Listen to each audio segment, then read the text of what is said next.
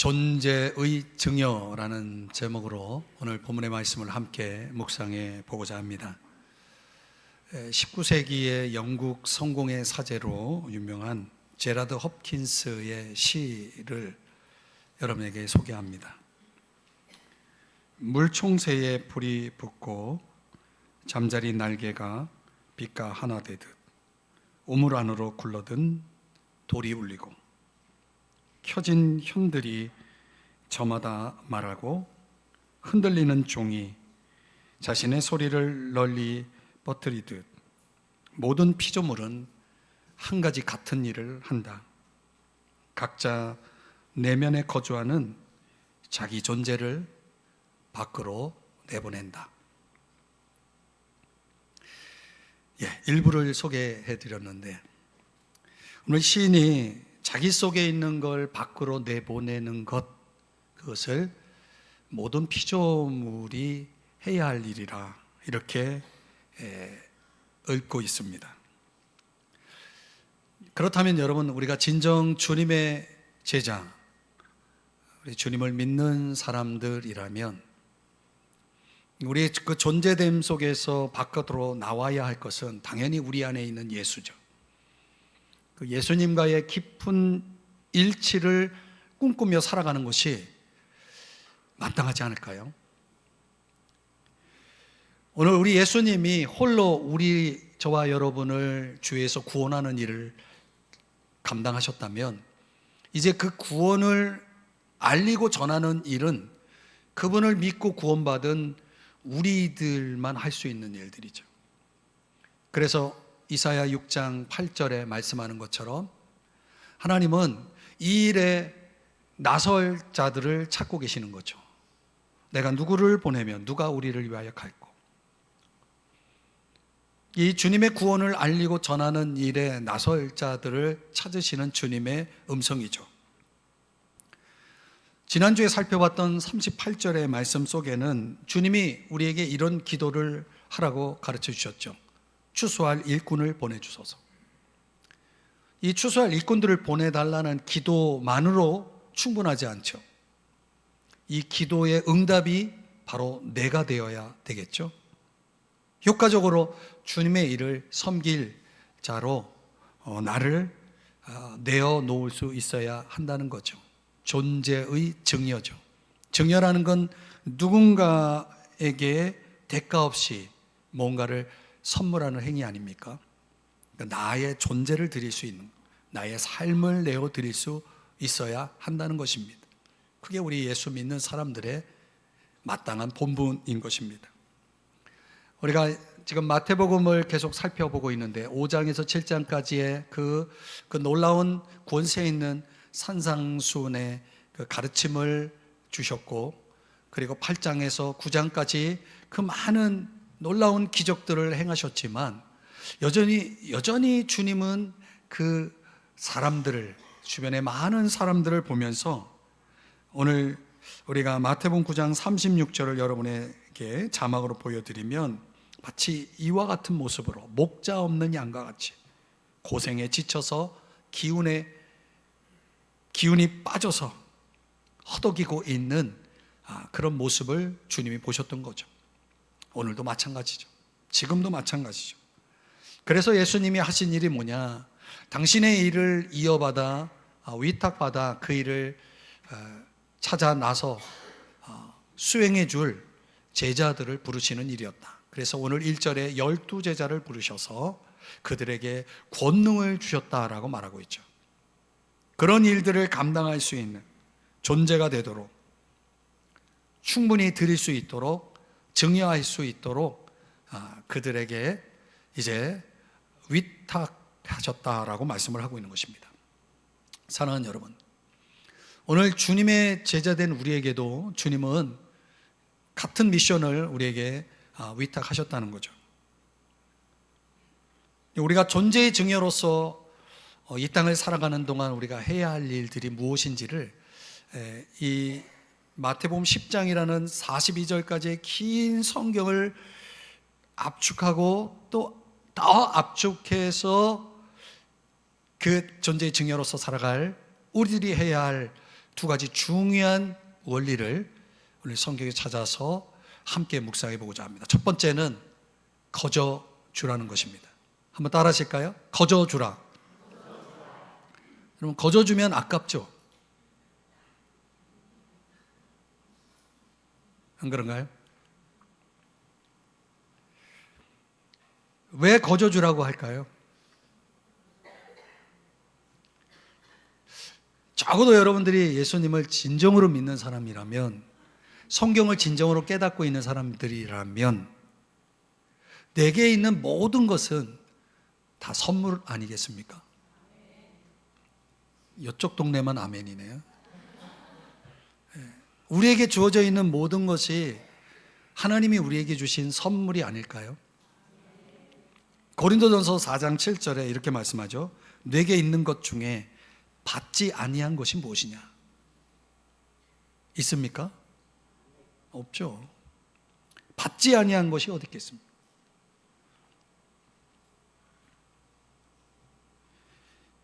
그래서 우리 주님은 선물로 받았으니 그 선물을 누구에게 나눈들 그것이 아깝겠습니까? 선물은 선물일 수 있죠. 선물이 될 수 있는 겁니다. 선물로 나눌 수 있는 거죠. 그래서 어떻게 나누라고 말씀하시냐면 6절 말씀에는 가라라고 말하고 있는 거예요. 잃어버린 양에게로 가라. 마태복음 28장 19절에도 가서 계속 going 하라는 거죠. 사람들에게 가라는 거예요. 가서 나누라는 거죠. 나에게 오는 이에게 나누는 게 아니라 내가 가서 나누는 거예요. 적극성을 얘기합니다. 뭘 나누라고 말합니까? 사도행전 20장 24절 말씀에 보면은 복음을 거저주라, 복음을 나누라 라고 말하고 있습니다. 그 복음이 뭐냐? 은혜의 복음이라고 말하고 있죠. 그러니까 우리가 복음을 거저받았으니까 그 거저받은 선물인 복음을 다른 이에게 거저주라는 거예요. 나누라는 거죠. 복음은 나만을 위한 것이 아니라 나와 너를 위한 것이기 때문에 그 없는 이들에게 그 복음을 나눠주라는 거예요. 복음이 뭡니까? 예수 그리스도께서 우리 죄를 위해 십자가에서 죽으셨고 고난을 받으셨고 그리고 3일 만에 다시 살아나신 거죠. 이게 복음이죠. 그 사실을 믿고 예수 그리스도를 나의 구주 주님으로 내 마음속에 영접할 때에 우리는 구원이라는 선물을 받게 되는 거죠. 그 구원의 방법을 알려준 그 뉴스, 이 복음이라는 것은 우리에게 은혜인 거죠. 선물인 거죠. 하나님이 그 복음을 알게 하셨으니, 듣게 하셨으니, 믿게 하셨으니 오늘 우리가 선물로 받은 이 구원 얼마나 감사한 일인가요? 그래서 그것을 어떻게 하라고요? 이제 다른 이에게 이 복음의 빚을, 선물을 다른 이에게 기꺼이 나누며 살라는 거예요. 또 무엇을 거저주라고 말하냐면 하나님이 내게 주신 능력을, 권능을 나누라고 말하고 있습니다. 누구에게 나누라고 말하냐면 8절 병든 자를 고치며 죽은 자를 살리며 나병 환자를 깨끗하게 하며 귀신을 쫓아내되. 여러분 아십니까? 주님께서 저와 여러분의 삶의 자리에서 주님이 우리에게 선물로 주신 능력을 이런 이들에게 나누라는 거예요. 누가 병들었고, 누가 귀신 들렸고, 누가 나병 환자고, 누가 죽은 자예요. 우리 주변에 그런 사람이 있습니까? 너무 많아요. 그런 이들이 너무 많아요. 그러니까 우리가 가까이 하는 이들에게는 생명 없이 살아가는 이들이 너무 많은 거예요. 나에게 주어진 이 복음을 통한 생명, 하나님의 구원, 이 생명을 생명 없는 이들에게, 그들에게 그 생명이 풍성해지도록 그를 증여하라는 거예요. 기꺼이 대가 없이 나누라는 거죠. 이 세상에는 죽음에 갇혀서 살아가는 이들이 많죠. 하나의 중심을 잡지 못하고 세상 욕망거리에서 비틀거리며 살아가는 이들이 얼마나 많은지 몰라요. 그러니까 그런 이들에게 하나님이 우리들에게 부여하신 천하보다 귀한 생명을 허비하면서 살아가는 사람들, 이런 사람들은 다 죽은 자들이죠. 병든 사람들이죠. 이 병들고 죽어있는 이들을 살려내는 일은 생명인 거죠. 그 생명은 복음 속에 있기 때문에 그 복음을 나누고, 나는 그것을 살릴 수 있는 능력을 가지고 있기 때문에 그 능력을 발휘하면서 살라는 거죠. 이런 능력의 뿌리라는 것이 뭡니까? 내가 그런 능력을 발휘한다는 것은 그 능력을 주어짐이 전제가 돼야 되는 거죠. 그것을 아낌없이 주기 위해서, 내 능력을 누군가에게 아낌없이 주기 위해서는 저와 여러분이 뭐가 있어야 됩니까? 그 영혼에 대한, 그 사람 속에 있는 영혼에 대한 말할 수 없는 사랑이 필요한 거예요. 그냥 그 사람을 남처럼 여길 수가 없는 거예요. 여러분, 거리에서 만나는, 전철을 타고 가면서 지하철에서 만나는 수없이 많은 사람들을 스쳐가지만 그들을 다 남이라 생각하잖아요. 정말 진정한 그 영혼을 가지고 있는 사람들은요, 그들을 남처럼 여길 수 없는 거예요. 남이 아닌 이상 사랑을 셈할 수는 없죠. 내 실리, 내 이득을 따져가면서 사랑하고 사랑을 거두고 사랑을 멈추고 이런 계산법이 아니라 셈할 수 없는 사랑이에요. 그런 진정한 사랑은 영혼에서 나오는 거죠. 사랑에서 나오는 거죠. 그리고 진정한 그런 사랑이 능력의 뿌리인 거죠. 되게 어머니의 그 능력을, 우리는 어머니의 그 능력의 뿌리를 그렇게 말하잖아요. 자식을 향한 무한 사랑, 그런 거 아닙니까? 절대 사랑이잖아요. 우리는 다 그 사랑을 먹고 자랐잖아요. 그러니까 오늘 능력이라는 것은 그 영혼이 있지 않으면, 그 사랑하는 사랑의 영혼이 들어있지 않으면 가능치 않은 거죠. 그 사랑을 가지고 내게 있는 능력, 우리가 각자 가지고 있는 능력들을 거저주라는 거예요. 그 능력은 원래 내 것이 아니니까. 또 뭘 거저주라고 말하냐면 물질을 거저주라는 거예요. 물질. 여러분, 내게 있는 물질을 누군가에게 거저준다는 건 쉬운 일은 아니죠. 그러나 쉽게 할 일도 아닙니다. 섣부른 그런 나눔들이 사람을 망치는 경우도 있거든요. 물질적으로 뭔가 내가 누군가에게 뭘 준다라고 할 때, 그때 그 전에 많은 시간이 필요하다는 거예요. 어떤 시간? 내 영혼이 준비되어 있는 시간이 필요한 거죠. 내 영혼이 순수해질 때까지 시간이 필요한 거예요. 아까도 말씀드렸지만 우리에게 주어진 것들이 주님이 내게 값없이 베풀어 주실 은혜라 여긴다면 물질 또한 주님의 은혜죠. 값없이 내게 주신 거죠. 여기에는 믿음이 그 밑바탕에 깔려 있는 거예요, 사실은. 전적인 신뢰죠. 정말 예수님을 잘 믿고 살아가는 사람들은 어떤 믿음을 가지고 있냐면 주님이 나를 책임져 주신다는 믿음이 있어요. 여러분, 그런 거 아시나요? 풍요 속에 살아가는 사람들은 제가 지금 무슨 얘기를 하는지 잘 모를 거예요. 주님이 나를 먹이시고 입히시는, 나를 진정으로 책임져 주시는 분이라고 하는 믿음. 그래서 오늘 보면 10절을 말씀해 보면 일꾼이 자기의 먹을 것 받는 것이 마땅함이니라. 이 말씀이 그 말씀이거든요. 날 책임져 준다는 거예요. 나의 필요를 책임져 주시는 분이기 때문에 그런 믿음을 가지고 있는 사람들은 나눔에 주저하지 않죠. 무엇을 주는데 주저하지 않습니다. 왜? 주면 채워주니까. 또 채워지니까.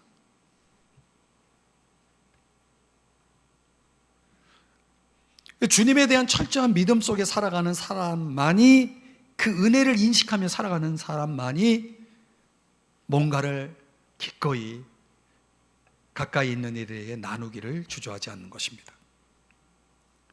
오늘 보면 9절 10절에 주님이 이런 부탁을 하셨어요. 너희들 전도하러 갈 때 금이나 은이나 동을 가지지 말고 배낭에다가 여러 가지 옷, 신, 지팡이 이런 것들 갖고 가지 마라. 이 말은 무슨 얘기냐면 주님의 일은 이런 것으로 하는 게 아니라는 걸 보여주는 거예요. 주님의 일은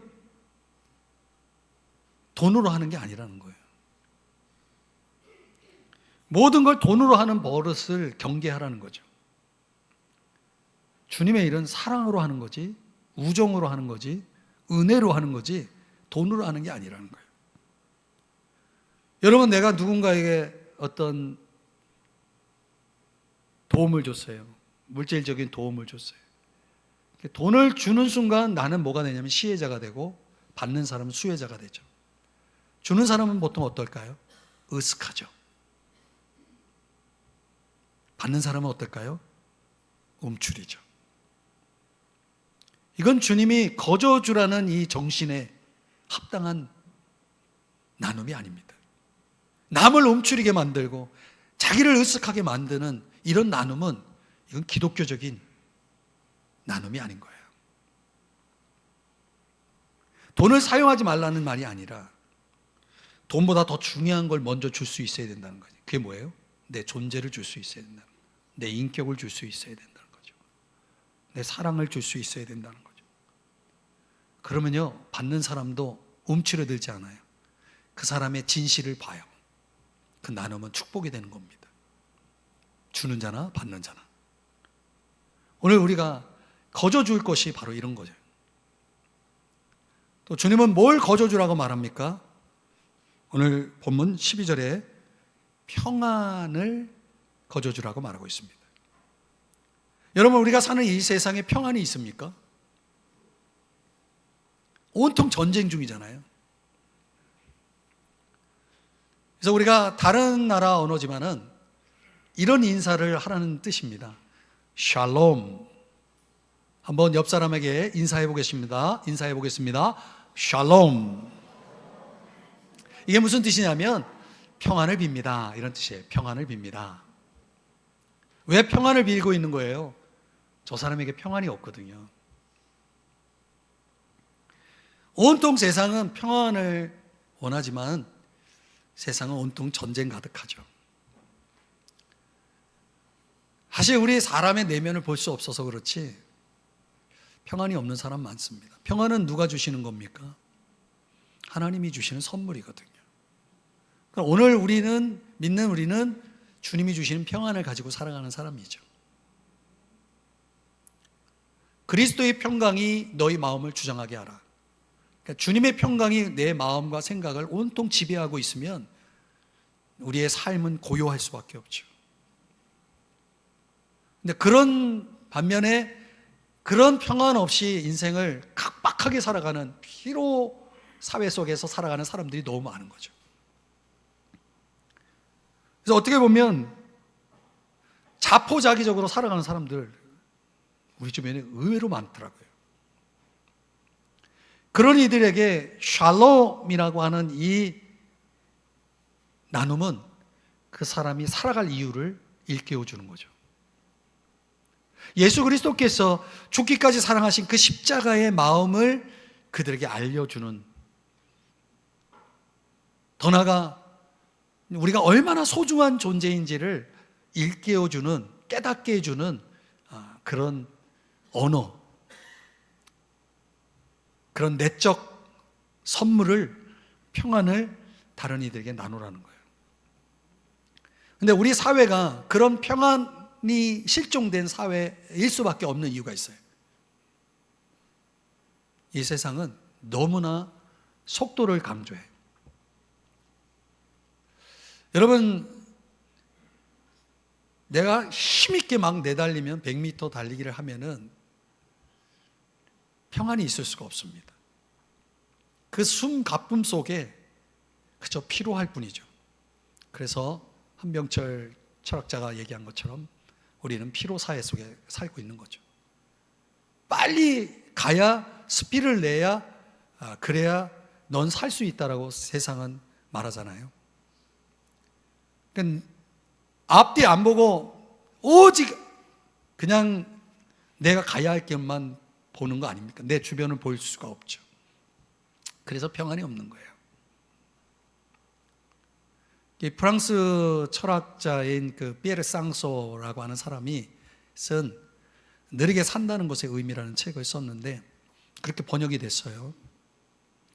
느림의 철학인데 여러분 휴가 때 한번 사서 읽어볼 만한 책입니다. 그 책에서 그 쌍소라고 하는 철학자가 어떤 얘기를 하냐면 우리의 모든 행동은 그 하나하나가 너무나 중요한 거라는 거예요. 그게 중요하기 때문에 그 행동 하나하나는 그냥 급하게 해치워서는 안 된다는 거예요. 그 행동 하나 속에 의미를 담고 가치를 담아서 그것을 제대로 완성해야 된다는 거예요. 철학자의 말이지만 저는 상당히 성경적이라고 봅니다. 우리 주님이 지금 말씀하시는 게 그래요. 제가 지난주에 이제 휴가를 다녀오면서 한 주간을 보냈는데 저에게 휴가는 어떤 의미냐면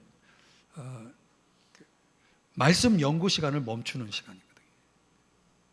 일주일 내내 말씀 앞에서 여러분에게 나눌 성경을 연구하고 묵상하고 그걸 실습해보고 이런 차원에서 한 주간을 살다 보면 저는 자고 일어나면 주일이에요.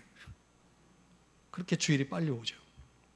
그래서 제가 휴가를 보낼 때는 일단 묵상적인 행위들을 다 이 말씀과 관련된 것들은 스탑을 합니다. 그게 저에겐 휴가예요. 대신 자연을 보고 사물을 보고 주변 사람들을 보고 다른 것들을 생각하죠. 말씀적인 거는 멈췄는데 제 생각은 그렇게 더 깊어질 수밖에 없어요. 우리가 느리게 살 필요가 있는 것은 게으르게 살라는 말이 아니라 깊어지는 삶을 살라는 거죠. 너무 바쁘게 말씀 안에 살았던 제 삶을 멈추고 뭔가 다른 영역에서의 사고를 할 수 있도록 시간을 갖는다는 건 저에겐 굉장히 큰 중요한 시간이라고 볼 수 있겠죠. 생각이 깊어지는 거예요. 사람이 왜 생각 없이 삽니까? 바빠서 그래요. 생각을 깊이 하려면 속도가 느려져야 됩니다. 내 양심의 소리를 들을 수 있습니다. 하나님의 음성을 들을 수 있습니다. 하나님께서 우리들이 살아가야 될 삶의 요소 속에 평안이 있기를 원하시기 때문에 그 평안을 위해서는 내 삶은 느릴 필요가 있는 거죠. 내 스피드는 느리지만 주님을 더 가까이 할 수 있는 시간이 필요한 거죠. 여러분에게 그런 게 필요하지 않습니까?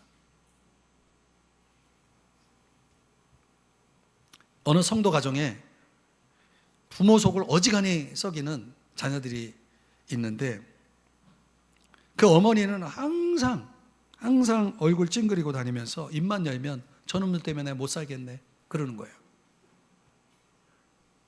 근데 이 아버지는 정반대예요. 도대체 세상에 근심은 하나도 일도 없는 아주 태연하게 사시는 거예요. 그러니까 사람들이 물었어요. 아니 저렇게 속썩이는 자식들이 있는데 어떻게 그렇게 태어날 수 있냐? 그랬더니 그 아버지가 뭐라고 답하셨는지 아세요? 제가 그랬거든요.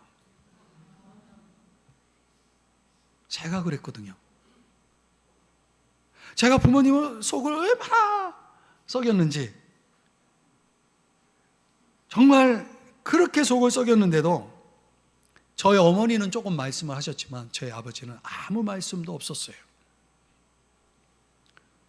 저를 끝까지 잘 대해주시고 저를 참아주시고 저를 믿어주시고 그런 아버지였습니다. 그래서 제가 지금 이렇게 살고 있습니다. 저는 제 아버지가 저에게 한 것보다 제가 자식에게 하는 것 비교하면 저는 너무 부족한 게 많습니다. 이렇게 이야기를 했다는 겁니다. 여러분, 이게 뭡니까? 이게 거저 받았으니 거저 주라는 삶의 실천이죠. 내가 아버지에게 받은 대로 나도 내 아들에게, 내 자녀들에게 그렇게 하는 거예요. 거저 받은 것은 거저 주어야 되는 것입니다. 어느 출판 사업을 하시는 분의 이야기도 있는데, 이분은 뭐가 특기냐면 이제 이곳저곳에 좋은 분들을 서로 이게 다리 역할을 해가지고 연결해 주는 그런 일을 하시는 분이에요. 굉장히 귀한 분이죠. 이분이 형성한 그 관계의 그 그물망이 굉장히 촘촘할 수밖에 없는 것은 그렇게 사람을 연결해서 관계를 이루어 나가는 거예요. 근데 이분이 잘하는 특징 중에 하나가 뭐냐면 대접하는 거예요.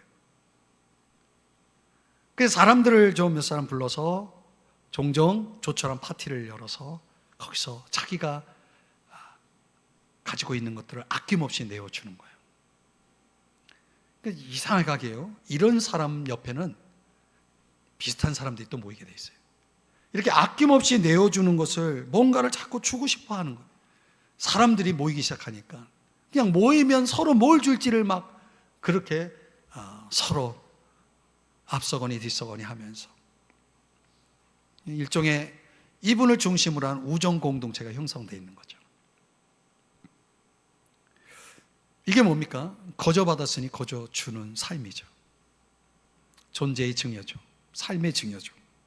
그러니까 돈을 매개로 하지 않으면서 삶을 나누는 관계가 이렇게 가능할까? 그분은 임상을 통해서 우리에게 가능하다라고 말씀해 주고 있는 거죠. 그러니까 삶이라는 것이 내 자리가 내가 풍성해지는 것이 아니라 우리가 풍성해지는 거죠. 우리가 풍요로울 수 있는 삶. 그 주님이 우리에게 위탁하신 삶이 뭐냐? 존재를 증여하라는 거예요.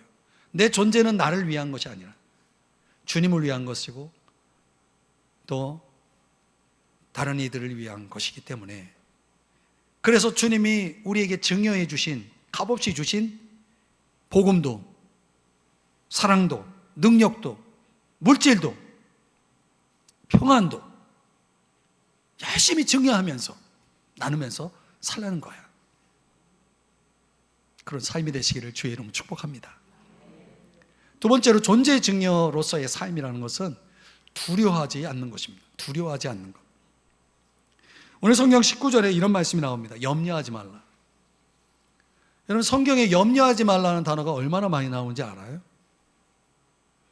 근데 여러분, 우리 매일 염려하며 살잖아요. 염려한다는 건 뭡니까? 주님은 우리에게 내 은혜가 네게 족하도다라고 말씀하시거든요. 족하다라고 하는 것은 sufficient, 충분하다는 뜻이에요. 여러분, 주님의 은혜가 모자란 적이 있습니까? 여호와는 나의 목자시니 내가 부족함이 없으리로다. 다윗의 고백인데 부족함이 없는 거죠. 충분하니까. 근데 내가 염려하고 있다는 것은 주님의 은혜가 아직도 뭔가 모자라다라고 하는 그런 불신의 반응이죠. 사실 염려할 게 없어요. 염려해도 소용없어요. 주님의 은혜가 내게 충분히 그날 채워짐을 믿고 살아가는 것이, 그것이 지혜로운 삶이 아니겠습니까? 주님의 제자가 된다는 것은 그런 삶의 여정인 거죠. 모든 것이, 모든 은혜가 충분히 채워지는 삶의 여정인 거죠. 이게 얼마나 놀라운 특권인가요? 그러나 특권만 있는 것이 아니라 대가도 있다는 거예요. 내가 지불해야 될 코스트가 있는 거예요. 그게 뭐냐? 오늘 보면 16절에서는 양을 이리 가운데 보냄과 같도다. 여러분, 양이 이리 가운데 있다면, 이리 무리들 속에 있다면 그 양은 죽는 거예요. 위험한 거죠. 그러니까 우리 믿는 자들이 주님과 함께 가는 제자의 길을 가는 우리들의 삶이 그만큼 위험하다는 거예요. 이게 나를 잡아먹으려고 하는 이리들이 가득한 세상 속에 있는 거죠. 또 34절에 보면 검을 주러 왔노라 라고 말씀하는데, 검이라는 건 칼이죠. 칼은 전쟁 도구예요. 지금 예수님을 믿는 제자들이 걸어가는 삶의 여정은 전쟁 중이라는 거예요. 내가 죽느냐 사느냐를 결정하는 굉장히 위험한 자리인 거죠. 또 38절에 보면 자기 십자가를 지고 라고 말씀하고 있죠. 그 십자가라고 하는 그 짐을 내가 지고 가야 하는 그 힘듦이 있는 거죠. 고난이 있는 거죠. 이게 우리가 제자라는 특권을 누림에 있어서 지불해야 될 대가이기도 하는 거죠. 뿐만 아니라 세상이 주님을 미워했기 때문에, 예수님을 미워했기 때문에 예수님을 믿는 제자인 우리들도 미워할 것이라고 성경은 말씀하고 있는 거죠. 그래서 25절의 말씀이 그겁니다. 그들이 집주인을 바알세불이라고 불렀거든. 예수님을 미친 사람이다, 귀신 들린 사람이라고 사람들이 비난했고 박해를 했거든요. 하물며 그 집 사람들에게야, 이들이 누굽니까? 이들이 제자들이죠. 예수 믿는 사람들이죠. 얼마나 더 심하겠느냐. 이게 우리가 지불해야 될, 이런 일들을 다 겪고 살아가야 될 코스트, 대가가 있는 거죠. 그래서 바울은 이런 삶을 수용하면서 빌립보서 3장 10절에 뭐라고 말하냐면, 내가 바라는 것은 그분의 죽으심을 본받는 것입니다 라고 그렇게 적극 수용하는 삶을 산 거예요. 여러분, 새 세계를 열려고 하는 사람은 옛 세계의 사람들에게 박해를 받을 수밖에 없어요. 그 옛 세계의 그 질서를 뒤흔드는 이들을 가만두지 않죠. 그 브론의 낙인을 찍는 거죠. 그래서 22절에 뭐라고 말씀하냐면, 너희는 내 이름 때문에 사람들에게서 미움을 받을 것이고 그러나 잘 견디면 너희들이 구원을 얻을 것이다 라고 주님 말씀하신 거예요. 분명히 우리가 알아야 될 것은, 우리가 세상에서 당하는 일 때문에, 사람들에게 당하는 일 때문에 우리가 결코 두려워하지 말 것은, 그것은 우리가 마땅히 지불하는 대가라는 것을 알아야 되는 거예요. 진리이기 때문에, 가시밭길이기 때문에, 고난의 길이기 때문에, 그것은 내가 주님의 편에 있는 사람, 주님의 제자라고 하는 표시, 사인이기도 하기 때문에 그것을 두려워하지 말라라고 말씀하는 거죠. 그래서 오늘 세 번, 26절, 28절, 31절에 세 번이나 두려워하지 말라라고 이렇게 강조를 하신 거예요. 그러니까 우리가 두려워할 것은 28절에 말씀하는 것처럼 오직 몸과 영혼을 능히 지옥에 멸하시는 하나님을 두려워하라고 말하고 있죠. 하나님을 두려워하는 사람은 그 세상에 어떤 것도 두려워하지 않게 되어지는 것입니다. 그래서 시편 112편 6절, 7절, 8절의 말씀에 보면은 주님을 온전히 믿고 내 마음을 주님에게 굳게 정한 사람들은 절대 두려워하지 않는다라고 하는 말씀을 하고 있는 거죠. 사랑하는 여러분, 오늘날 교회를 보면 타락함으로 인해서 비난을 받는 경우는 많은데 진리의 길을 걷다가 박해를 받는 교회는 거의 없어요. 진정한 예수의 몸이라고 할 수 없는 거죠. 오늘 이 두려워하지 말라라는 메시지가 우리 신앙인들에게는 굉장한 메시지입니다. 우리가 존재의 증여로서의 길을 가기 위해서는 두려움을 떨쳐내지 않으면 안 돼요. 근데 그 두려움이 왜 오는지, 반대로 두려움을 어떻게 하면 떨쳐낼 수 있는지는 성경이 왜 두려워하지 말라라고 하는지에 대한 이해가 전제되어야 됩니다. 24절에 보면 제자가 큰 선생보다 또는 종이 큰 상전보다 높지 못하나니, 그러니까 영어로 말하면 outrank라고 하는데, 이 제자라고 하는 것과 스승이라는 것과 주인과 상전과 종의 이 관계 속에서는 종과 제자는 절대 스승을, 주인을 우월할 수가 없어요. 그러니까 주인이 어떤 상태에 있느냐에 그 종이 어떤 대접을 받을지를 결정하는 거예요. 그러니까 주인이 고난 속에 있었다면, 우리가 주님을 따르는 종이라면 저와 여러분 당연히 그분이 받은 그 수준에, 아닌 그 이하라도 우리는 그 고난 속에서 동참할 수밖에 없는 거죠. 그래서 사도행전 5장 41절에 뭐라고 말씀하냐면 그 이름을 위하여 능력받는 일에 합당한 자, 합당하다는 게 굉장히 중요한 거예요. 그분과 코드가 맞고 일치가 돼 있는 사람, 그런 대우를 내가 받고 있다면 나는 두려워할 것이 아니라 오히려 기뻐해야 하는 것이 마땅하다, 이런 얘기고, 또 하나는 29절, 30절, 31절에서는 왜 우리가 두려워하지 말아야 하냐면 주님이 우리를 너무 소중하게 여기기 때문에, 우리를 너무나 세심하게 돌봐주시는 분이기 때문이라는 거죠. 그 증거가 뭐냐? 30절에 보면 너희에게는 머리털까지 다 세신 바 되었나니, 이게 무슨 의미인지 아십니까? 매일매일 주님이 우리 머리털 숫자를 카운트하고 계실까요? 그런 의미가 아니고 머리털에 하나하나의 번호를 매겼다, 이런 뜻입니다. 문자적으로는 굉장히 흥미로운 해석이죠. 여러분, 머리털 하나하나에 번호가 매겨져 있어요.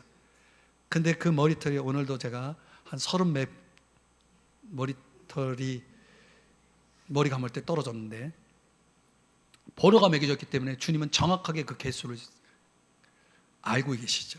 번호가 떨어져 나갔기 때문에 그 빈 번호를 주님은 정확하게 알고 계시죠. 문자적으로 해석하면 이런 의미인데, 이게 무슨 뜻입니까? 주님은 우리의 전인적인, 우리의 존재, 우리의 삶, 그 어느 것 하나 그분의 눈에서 벗어나지 않는다는 거예요. 그분이 그 모든 것들을 다 세밀하게 우리를 돌보고 계시다라고 하는 것을 이렇게 은적으로 설명을 해준 겁니다. 그래서 누가복음 21장 18절에 그 말씀을 더 추가하면 너희 머리털 하나도, 그렇죠? 번호가 매겨져 있잖아요. 하나도 상하지 아니하리라. 이 말은 무슨 얘기예요? 그만큼 우리를 돌봐주신다는, 그만큼 우리를 소중히 여기겠다는 거죠. 너희의 인내로 너희 영혼을 얻을 것이라고 말씀하는 거예요. 그러니까 여러분 아십니까? 그러니까 오늘 우리가 주님에게서 받은 미션들, 주님이 나에게 하라고 하신 일을 마칠 때까지 절대로 주님이 우리를 데려가시지 않아요. 지난주에 소천하신 우리 사모님, 김순자 사모님, 망백이라고 하죠. 91에 이제 돌아가셨는데, 그분이 교회에서 제가 한 16년을 뵀는데 한 수년 동안 그분이 키가 따갑도록 저한테, 교회 올 때마다 저한테 한 얘기가 뭔지 아세요? 목사님, 왜 주님이 나를 안 데려가셔? 제가 조금 과하게 얘기하면 한 1000번은 저한테 얘기했어요. 그 제가 뭐라고 답했을까요? 사명이 끝나면 데려가십니다. 제가 오늘 설교의 내용과 똑같은 내용으로 답을 했죠. 그래서 사명이 끝나서 지난주에 데려가신 거예요. 여러분, 우리 주님이 저와 여러분의 삶을 얼마나 세밀하게 돌보고 계시는지를, 섭리하고 계시는지를 말씀드리는 겁니다. 그렇기 때문에 우리는 사실 그분의 손에 있는 거예요. 아무것도 두려워할 것이 없어요. 내 삶에 일어나는 어떤 것이 나를 해하지 못해요. 그분이 허락해야 되는 거예요. 또한 우리가 두려워하지 말아야 할 것 중에 오늘 성경 32절에 이런 말씀을 하셨어요. 누구든지 사람 앞에서 나를 시인하면 나도 하늘에 계신 내 아버지 앞에서 그를 시인할 것이요. 엄청난 말씀이에요. 여러분, 주님이 저와 여러분이 사람들 앞에서 어떤 말을 하는지를 귀하게 보신다는 거예요. 만약 내가 사람들 앞에서 나 예수 믿는 사람이야, 당신들 날 똑똑히 봐, 나는 주님의 제자야 라고 내가 사람들 앞에서 시인을 하면 우리 주님이 하나님 아버지 앞에서 나를, 훗날 내가 주님 앞에 갔을 때 나를 인정해 주시겠다는 거예요. 그러니까 주님의 그 십자가의 은혜의 혜택을 확보시키고 우리에게 주실 상급을 보장해 주신다라고는 약속이에요. 어떻게 할 때? 내가 사람들 앞에서 내 삶으로, 내 존재로, 내 삶으로 예수 그리스도를 내가 사람들 앞에 시인하고 컨페스할 때, 고백할 때, 인정할 때 그렇게 하시겠다는 거예요. 고린도후서 5장 10절의 말씀에 보면 내 몸으로 행한 것을 따라 받게 되어 있거든요. 이 몸으로 행했다는 것은 내 입술로 내가 사람들 앞에서 예수를 시인하고 인정하고 살았다는 것은 입술로만이 아니라 내 삶이 함께 가는 것을 얘기하는 거죠. 그분의 뜻에 복종하고 그분에게 전적으로 증여된 삶을 살아가는 것을 전제로 하는 것입니다. 중요한 것은 뭡니까? 오늘 우리가 아무것도 두려워할 게 없다는 거예요. 오늘 성경 그걸 강조하고 있는 거예요. 왜 두려워하냐는 거예요. 우리는 사람들 앞에서 그저 십자가를 인정하고 고백하며 살아가면 되는 거예요. 십자가를 사랑하고 십자가를 의지하고 십자가를 전하고 십자가를 변호하고 변증하고 이러면서 살아가면 되는 거예요. 갈라디아서 5장 11절에 말씀하는 것처럼 십자가의 걸림돌만 되지 않으면 돼요. 십자가를 오히려 더 드러내면서 살아가는 삶을 얘기하는 거죠. 여러분, 믿음으로 산다는 게 뭡니까? 그냥 내 개인의 안위와 행복을 위해서 주님을 동원시키는 겁니까? 거꾸로죠. 주님의 꿈을 위해서 내 삶을 증의하고 내 존재를 증의해서 그분의 뜻을 이루는 것이, 그분의 꿈을 이루는 것이 믿음으로 산다는 것의 의미거든요. 이게 좁은 길이죠. 그런데 이 좁은 길을 가야 생명이 있다는 거예요. 십자가를 내가 든든히 붙잡을 때만이 세상 풍조에 내가 흔들리지 않는 든든한 중심을 갖게 되는 거죠.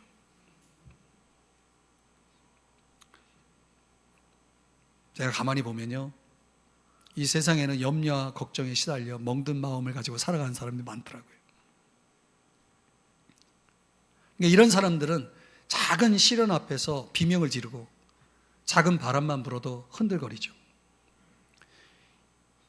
기도 좀 해볼라 하면 여러 가지 덧없는 생각들이 덮어지면서 마음이 분산되고 기도는 안 되고 하나님은 멀리 계시는 것 같고 이러면서 사는 거예요. 가까이 있는 이들이 그냥 어떻게 보면 좀 위로자가 되어야 되는데 위로가 되기는커녕 그냥 둔중한 존재, 나를 그냥 무겁게만 하는 존재로만 여겨지게 되어지는 거죠. 이게 두려움을 떨쳐내지 않으면 이런 인생의 틀을 벗어나기가 어려운 거예요. 그러니까 신앙생활의 보람이라는 것은 이런 자아를 뛰어넘는 거죠. 나를 넘어서는 거예요. 나를 넘어서면 어떻게 되냐면 내 삶이 이제 누군가에 의해서 축복된 인생을 살게 되어지는 거죠. 이런 걸 위해서는 우리가 자꾸 누군가에게 나의 존재를, 삶을 선물로 주는 연습을 부단하게 끊임없이 하지 않으면 안 되는 거예요. 선물로 주는 연습 말이죠.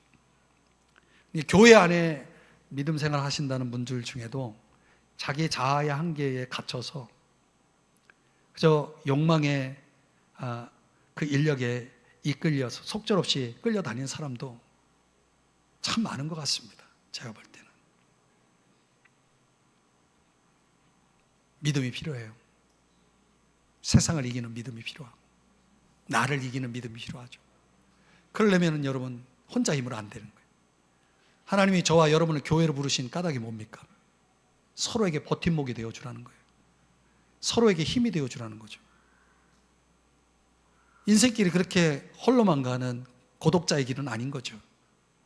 나의 힘이 되어주는 누군가가 있을 때 우리는 두려움도 떨쳐내고 하나님의 현존을 뚜렷이 보게 되고 믿음과 소망과 사랑 안에서 인생을 복되게 살아갈 수가 있게 되어지는 거예요. 그걸 위해서 오늘도 우리의 존재의 증여를 통해, 삶의 증여를 통해서 오늘 우린 두려움이라는 놈을 이겨낼 수가 있는 것입니다.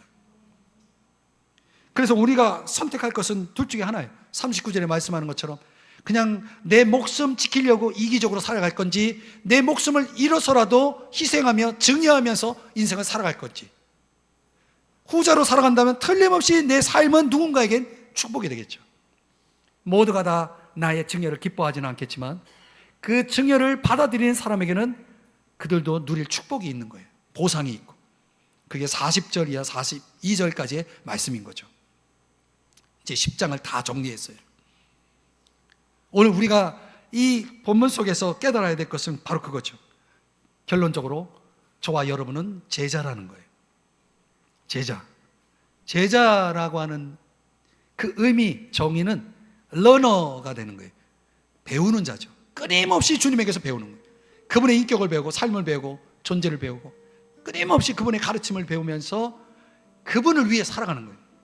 다른 이들을 위해서 살아가는 존재의 증여로서의 삶이 되는 거죠. 그걸 위해서 우리에게 두 가지를 오늘 핵심적으로 가르쳐 준 거예요. 거저주라는 거예요. 복음도, 능력도, 물질도, 평안도 거저주라는 거예요. 그리고 아무것도 두려워하지 말라는 거예요. 그러면 적어도 우리는 지금 오늘을 살아가는 동안 생명을 풍성하게 하는 바람이 될 수 있어요. 그래서 우리가 부러지는 곳마다 거기에 은혜로운 생이 탄생되고, 사람들이, 죽은 자들이 살아나고, 병든 자가 고침받고, 나병한 자가 깨끗해지고, 귀신들이 쫓아나가고, 이런 일들이 일어나는 거죠. 그런 이 척박한 세상 속에서 우리는 주님의 은혜를 깊이 누리면서 살아갈 수 있게 되는 것입니다. 그런 사람을 가리켜서 우리는 살아있는 교회다라고 말하는 거죠. 오늘 저와 여러분에게 바라는 주님의 뜻이 무엇인지 이해하시겠습니까? 우리 모두 증여된 삶, 그런 존재가 될 수 있기를 주의 이름으로 축복합니다. 기도하겠습니다. 하나님 아버지, 오늘 존재의 증여로서 거저주라, 두려워하지 말라 말씀하신 대로 우리의 삶이 은혜로운 생이 되기를 간절히 원합니다. 주여 붙들어 주시고 함께해 주시고 주님과 함께 걸어가게 하여 주옵소서. 감사하며 예수님의 이름으로 기도드립니다. 아멘. 다 같이 자리에